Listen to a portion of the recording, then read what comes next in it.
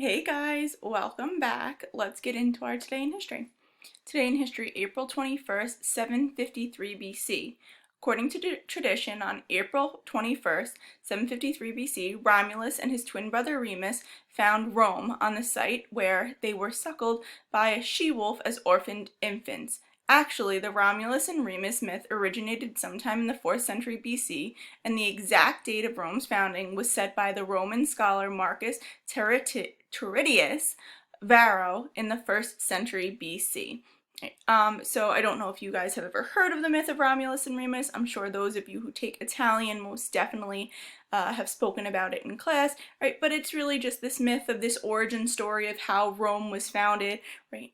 Because a lot of the origins of Rome we know come from like Roman gods and goddesses, and Romulus and Remus fall into that whole mythical tradition sort of thing. Right? They were not real people, didn't really happen. It's just like a fable, you know, like a fairy tale like parents would tell their kids. But I thought it was pretty cool because, as I've mentioned a couple summers ago, I was able to go to Italy and Greece and I visited Rome, and it's all deep rooted in that tradition where I was able to see this statue. Is all pretty cool stuff. All right, let's get into our work for today. Okay, so yesterday you guys were assigned this lesson about the effects of Brown versus the Board of Education, where you had to read about what happens in the United States following the ruling of the idea that separate but equal isn't existent, right? That you cannot be separate and equal, that it's inherently unequal. And then you read about 3 different scenarios that played out in 3 different schools across the United States. You had the one in Clinton, Tennessee, you had the one in Little Rock, Arkansas, and then you had the one in Prince Edward County, Virginia, and you had to tell me a little bit about what's going on in those schools, right? What is the way that the community is reacting to the news of school desegregation? Okay, and then yesterday I mentioned to you that one of these in particular was going to be extremely important, and that one being Little Rock, Arkansas, and a group of teenagers known as the Little Rock Nine. Where it is a group of 9 African American teenagers who were handpicked by Little Rock, Arkansas government because of their exceptional grades and their standing as a student to be the first 9 African American students to go to the formerly all-white Central High School in Little Rock, Arkansas. What you're going to do today is going to build upon that a little because the Little Rock Nine are so significant in U.S. history. So what you're going to do is you're going to watch a quick video. It's 5.5 minutes, maybe almost 6. It's really not long at all.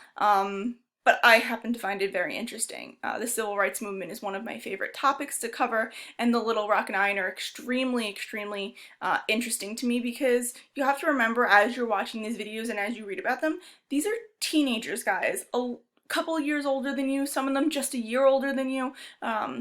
So keep that in the back of your mind as you're watching these videos, the things that they're going through, the bravery that these kids had to have, the abuse that they endured as kids, and most of that abuse coming not only from their peers, but from adults in the community. And they handled everything, I think, extremely impressively for a group of teenagers. So just keep that in mind. And then after you watch the video, you do have to answer the question prompt that I give you here, and it says, based on the video and your prior knowledge, assess the effectiveness of desegregation after the Brown versus Board decision. Be sure to use evidence from today's video on the Little Rock Nine.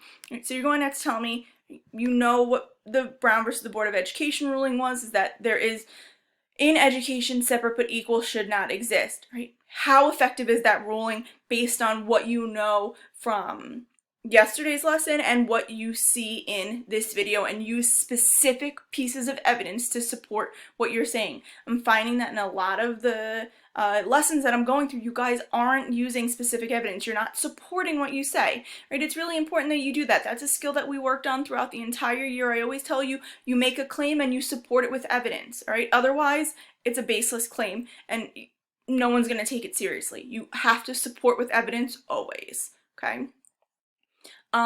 So there is that.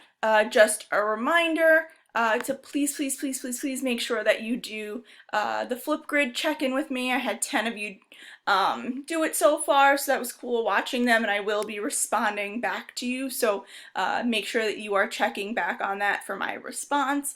Also, I am submitting back the lessons to you guys. I'm making comments on them. I'm giving you a grade, right? Pretty much all these lessons are out of 10. And then if you have lost points on a lesson, if you make those corrections and resubmit the lesson to me, I can award you back points for making those corrections, right? So make sure that you're checking the lessons that I return back to you, okay? It's important that you do that. And listen, I can't force you to. If you don't want to make the corrections, you don't have to. That's fine. But I am giving you the opportunity to get all of those points back. So, you know, if you're given the opportunity, why not take it? We do have office hours today, so I will be sending out a reminder about that this morning. I hope to see you guys there. And if not, as always, stay safe and make good choices. Bye, guys.